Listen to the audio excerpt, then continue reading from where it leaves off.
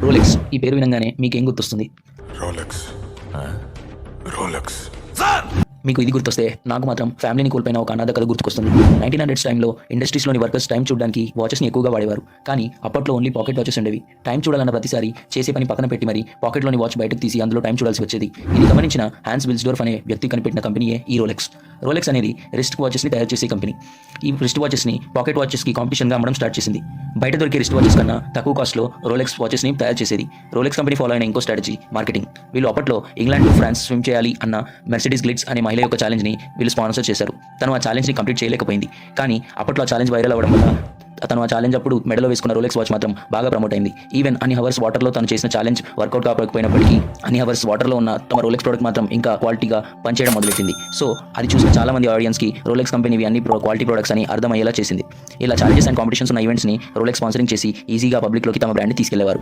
Rolex అనే brand ఈరోజు one of the world's luxury watch companies. Me favourite watch brand ఏంటో మా కామెంట్స్లో చెప్పండి. అలాగే మీకు ఈ వీడియోలో ఏదైనా కొత్తది తెలుసుకున్నట్టు అనిపిస్తే లైక్ చేసి షేర్ చేయడం మర్చిపోకండి and subscribe the channel. Thank you for watching.